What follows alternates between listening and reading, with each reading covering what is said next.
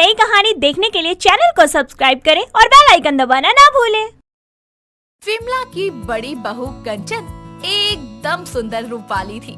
जो कोई भी उसके रूप को देखता उसकी तारीफें करते नहीं थकता। पर विमला के छोटे बेटे अखिल ने अपनी पसंद की लड़की संध्या से शादी की थी। संध्या अपने नाम की तरह ही सांवली थी, पर वो बेहद गुणी थी। विमला जितना प्यार कंचन से करती उतना ही वो संध्या से चिढ़ा करती। ऐसे ही एक दिन विमला काफी साड़ियाँ लेकर घर आती है और दोनों बहुओं को बुलाती है और उसके बाद विमला बोलती है, कंचन बहू, संध्या बहू, ये कुछ साड़ियाँ हैं तुम दोनों के लिए। जो पसंद आए देख लो और ले लो। विमला की बात सुनकर कंचन और संध्या साड़ियाँ देखने लगती है। तभी संध्या की नजर एक काले रंग की साड़ी पर जाती है और वो बोलती है, माँ जी, मुझे ये काली साड़ी बहुत पसंद है, मैं ये ले लूं? पर ये तो मुझे भी पसंद आई थी, मुझे चाहिए ये वाली। अरे काली घटा, तेरा दिमाग फिर गया है क्या? ये काले रंग की साड़ी पहनकर जो तू थोड़ा बहुत दिखती है ना, वो भी नजर नहीं आएगी। पर माँ जी, मुझे भी यही पसंद है और मुझे यही चाहिए। चाहने से सब नहीं होता है ना, और भैंस को कभी काला करने की जरूरत नहीं होती, वो तो होती ही काली है, जैसे तू। अब चुपचाप ये साड़ी कंचन बहू को दे दे, उसमें ये चांद की तरह चमकेगी। इतना कहकर विमला संध्या के हाथों से साड़ी छीनकर कंचन को दे देती है और संध्या उदास होकर वहाँ से चली जाती है। ऐसे ही वक्त बीतता है। विमला हमेशा ही संध्या को उसके सांवले रंग के लिए जली कटी सुनाया करती थी, तो वहीं कंचन भी अपनी सास का बराबर साथ दिया करती थी और वो जानबूझकर संध्या को नीचा दिखाया करती थी। ऐसे ही एक दिन दोनों देवरानी जेठानी शॉपिंग के लिए मार्केट जाती हैं और मेकअप प्रोडक्ट्स खरीदने के लिए एक कॉस्मेटिक शॉप पर जाती है, जहां कंचन बोलती है, भैया जरा अच्छे अच्छे लिपस्टिक के शेड दिखा दीजिए। जी जी बहन जी, अभी दिखाता हूँ। इतना कहकर दुकानदार कंचन और संध्या को ढेर सारी तरह की लिपस्टिक दिखाता है, जिसके बाद कंचन और संध्या हाथों पर लिपस्टिक लगा लगा कर देखने लगती है। तभी कंचन बोलती है, संध्या एक बात कहूँ? जी दीदी, कहिए ना, क्या हुआ? अब मैं तो रूपवती हूँ, मुझ पर तो सारे रंग सुंदर लगते हैं, बस तेरी ही दिक्कत है, हर रंग पहनने का हक नहीं है ना तुझे। दीदी ऐसा कुछ नहीं है, मुझे जो रंग पसंद है मैं वही लगाती भी हूँ और पहनती हूँ। भले ही मेरा रंग सांवला है, पर मेरे नैन नक्श तो अच्छे हैं ना। ओह, नैन नक्श अच्छा है तो क्या हुआ, रंग रूप तो मेरा ही अच्छा है, फिर चाहे तो कुछ भी बोल। दीदी, इंसान का रंग रूप ही सब कुछ नहीं होता, उसके गुण भी होते हैं, और आप में कितने गुण हैं कितने नहीं, ये मुझसे बेहतर कोई नहीं जान सकता। संध्या की बात सुनकर कंचन को गुस्सा आता है और वो बुरा सा मुंह बनाकर वहाँ से चली जाती है और घर आकर कंचन सारी बात विमला को बढ़ा चढ़ा कर बताती है और विमला गुस्से में संध्या के पास जाती है और उसे एक जोरदार चाटा जड़ देती है और बोलती है, क्यों री काली बिल्ली, तेरी हिम्मत कैसे हो गई कंचन बहू को इतना सब कहने की? अरे जैसे रात और दिन का कोई मेल नहीं होता ना, वैसे ही तेरा और कंचन बहू का कोई मेल नहीं है। आज के बाद अपना ये काला सा मुंह सोच समझ कर खोलियो। आज तो हाथ उठाया है, कल को तुझे उठा के घर से बाहर फेंक दूंगी। इतना कहकर विमला वहाँ से चली जाती है और उसके जाते ही कंचन बोलती है, तो पता चल गया मुझसे जुबान चलाने का नतीजा। आज के बाद फिर कभी मुझसे कुछ कहने की हिम्मत मत करना, वरना पता नहीं क्या क्या होगा। वैसे भी भूलो मत, मेरे पास रूप का खजाना है, जहाँ जाती हूँ माँ जी की इज्जत 2 गुनी हो जाती है और तुम बेइज्जती करवाती हो। कोई बात नहीं दीदी, आपने जो किया मैं उसका बदला नहीं लूंगी आपसे, क्योंकि मैं आपके जितनी गिरी हुई नहीं हूँ। पर भगवान तो सब कुछ देख रहा है ना, वो खुद ब खुद सब ठीक कर देंगे। इतना कहकर संध्या वहाँ से चली जाती है और ऐसे ही वक्त बीतता है और एक दिन विमला कंचन से बोलती है, बहू जरा ये पापड़ सुखा छत पर, आज तेज धूप निकली है। माँ जी मैं क्यों जाऊँ, अब संध्या को भेज दो ना, वैसे भी उसके काले रंग पर कोई फर्क नहीं पड़ेगा। हाँ वैसे बात तो तू सही कह रही है, तवा भी भला काला हुआ है। तो फिर माँ जी मैं जा रही हूँ, अब संध्या को भेज दो। इतना कहकर कंचन भी वहाँ से चली जाती है और विमला संध्या को आवाज देती है और उसे पापड़ सुखाने के लिए छत पर भेज देती है। कुछ देर बाद जब संध्या धूप से नीचे आती है तो उसे देखकर कंचन बोलती है, अरे वाह संध्या, तुम पर तो ढेले भर का भी फर्क नहीं पड़ा। काली तो पहले भी थी, अब और ज्यादा दिख रही हो। सही कहा बहू तुमने। अच्छा हुआ बहू जो मैंने इसे पापड़ सुखाने भेज दिया। अगर तू या मैं गए होते तो हम भी इसकी तरह काले दिख रहे होते। कोई बात नहीं माँ जी, काली सही, इंसान तो हूँ ना, जानवर तो नहीं हूँ। और वैसे भी कुछ लोग गोरी खाल लेकर पैदा तो हो जाते हैं, लेकिन दिमाग नहीं। इतना कहकर संध्या वहाँ से चली जाती है। वक्त बीतता जाता है पर विमला और कंचन के ताने संध्या के लिए कम ही नहीं होते और अब कंचन का घमंड भी आसमान को छूने लगा था। वो किसी की भी कोई बात नहीं सुनती थी। ऐसे ही एक दिन घर पर बहुत सारे मेहमान आने वाले होते हैं और विमला कंचन को खाना बनाने के लिए बोलती है। तभी कंचन उसे जवाब देते हुए कहती है, माँ जी, मैं नहीं बनाने वाली कोई खाना वाना। मेहमान आपके हैं ना, तो आप खुद ही बना लीजिए। और हाँ, एक दो चीजें मेरी पसंद की भी बना देना। अब मैं अपनी ब्यूटी को ऐसे खराब थोड़ी होने दूंगी, इसलिए आप खुद ही बना लो।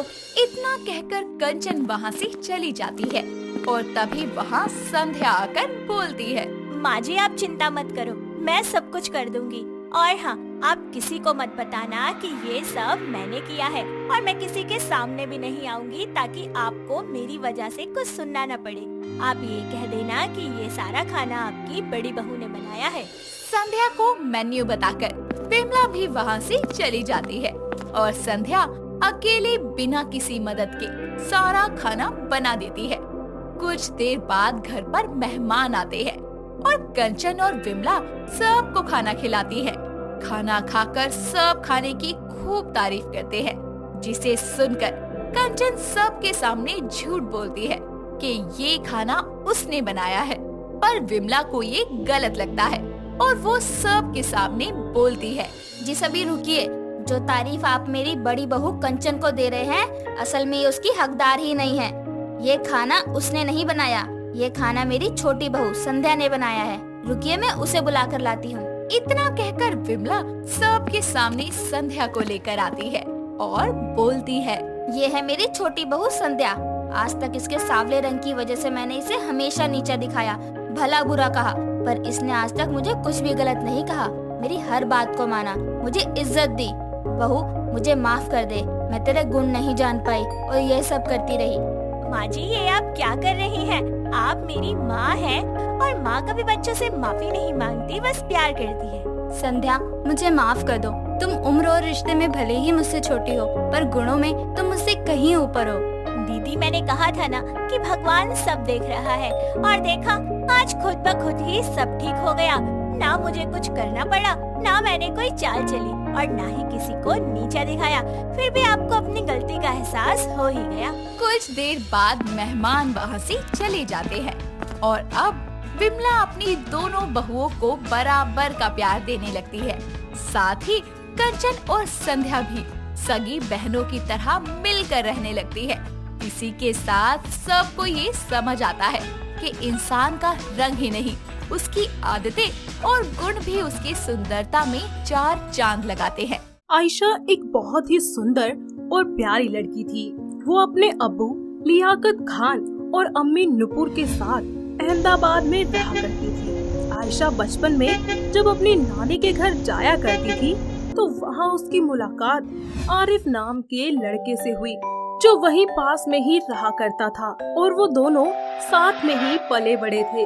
जिसके बाद उन्हें एक दूसरे से मोहब्बत हो गई और दोनों परिवार वालों की रजामंदी से उन्होंने निकाह कर लिया था। निकाह के कुछ समय तक तो सब कुछ बहुत ही अच्छा था, लेकिन एक दिन अचानक आयशा आरिफ को फोन पर किसी से बात करते सुनती है और उसके बाद आयशा को ये पता चलता है कि आरिफ किसी और लड़की से प्यार करता है। कुछ ही समय बाद आरिफ आयशा से पैसों की डिमांड करने लगता है और कहता है, आयशा अपने अब्बू से कह देना कि हमें 1.5 लाख रुपए की जरूरत है। लेकिन आपको इतने रुपए चाहिए क्यों? और वैसे भी मेरे अब्बू कहाँ से लाएंगे इतने पैसे? ये तो बस वही जाने। आयशा आरिफ को कोई जवाब नहीं देती। कुछ दिन यूं ही बीत जाते हैं और जब आरिफ को पैसे नहीं मिलते तो वो आयशा को उसके अम्मी अब्बू के घर छोड़ आता है और बिना पैसों के लौटने को भी मना करता है। तो वहीं आयशा के अम्मी अब्बू अपनी बेटी का घर और उसका रिश्ता बचाने के लिए पैसों का इंतजाम करते हैं और उसे वापस उसके ससुराल भेज देते हैं। ये सिलसिला यूं ही चलता रहता है और एक दिन जब दोबारा आरिफ आयशा से पैसों की डिमांड करता है तब आयशा, अपने अब्बू से कहना कि हमें 1 लाख की जरूरत है, जल्दी भेज देंगे। अभी कुछ दिन पहले ही तो अब्बू ने आपको इतने पैसे दिए थे, अब दोबारा से? अरे मुझे इन सब से लेना देना नहीं है, मुझे बस पैसे चाहिए। नहीं, इस बार आपकी कोई बात नहीं मानूंगी मैं। मेरे अब्बू पहले ही इतने पैसे दे चुके हैं आपको और अब उनके पास पैसे नहीं हैं। उन्होंने पहले ही आपके लिए बहुत कुछ किया है और अगर आपको पैसे चाहिए तो आप अपने अब्बू से लीजिए। आयशा की ये सारी बातें सुनने के बाद आरिफ को बहुत गुस्सा आता है और वो आयशा पर अत्याचार करना शुरू कर देता है। वो लोग उसे काफी दिन तक खाना नहीं देते थे, उसे मारते थे, पीटते थे और जब वो अपने अम्मी अब्बू को कांटेक्ट करती थी तो उसका फोन तक छीन लेते थे। कुछ दिन तक अत्याचार सहने के बाद किसी तरह आयशा अपने पड़ोसी के घर जाकर अपने अम्मी अब्बू को अपनी हालत के बारे में सब बताती है। अब्बू, अब्बू, अम्मी, वो आरिफ मेरे साथ। आयशा बेटी, क्या हुआ? अब्बू, आरिफ और उसके अम्मी अब्बू मेरे साथ बहुत बुरा सलूक करते हैं। मुझे बहुत मारते पीटते हैं, मुझे कमरे में बंद करके रखते हैं। बेटा तू डर मत, सब ठीक हो जाएगा, अल्लाह है ना, सब ठीक कर देंगे। एक दिन आरिफ को इस बारे में पता चल जाता है और वो उसे और भी ज्यादा टॉर्चर करने लगता है।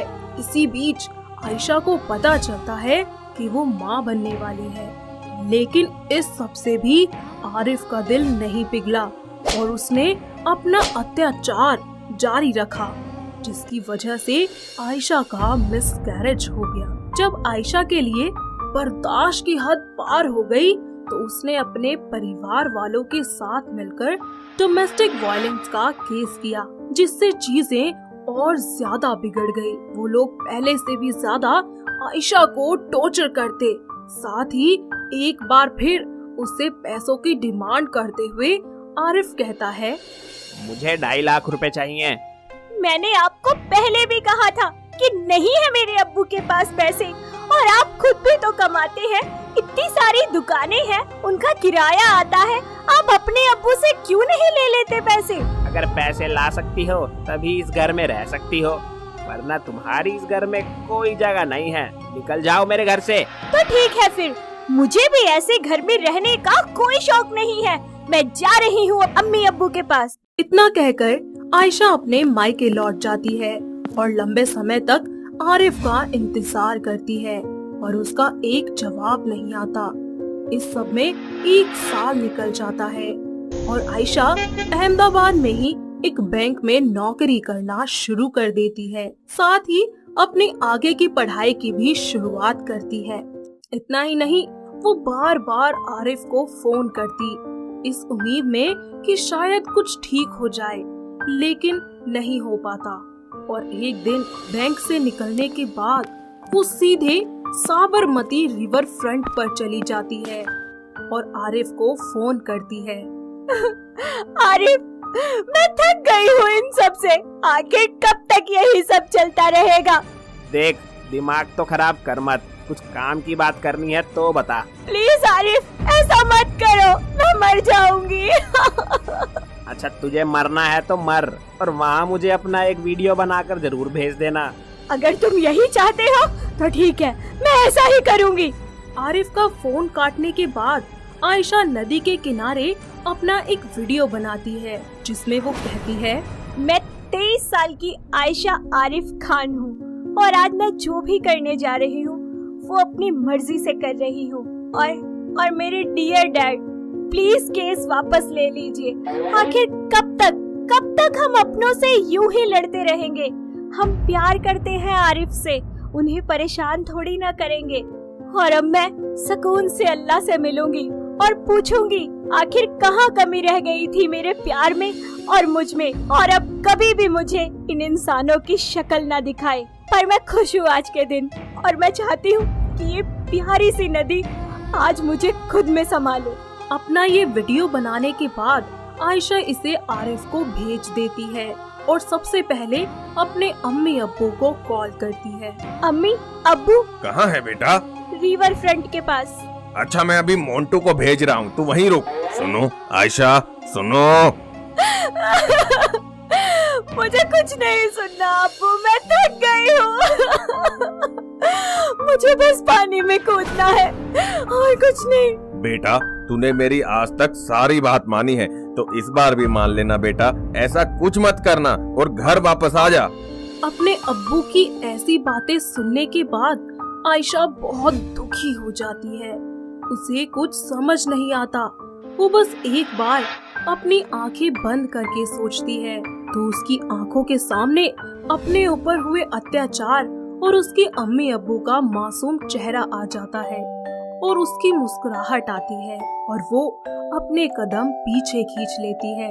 कुछ समय बाद जब उसके अम्मी अब्बू वहाँ पहुँचते हैं तो उसे सही सलामत देखकर उन्हें बहुत खुशी होती है और साथ ही वो लोग उसे समझाते हुए कहते हैं, बेटा, तू बस अपने बारे में सोच। अब कितनी बहादुर है तू।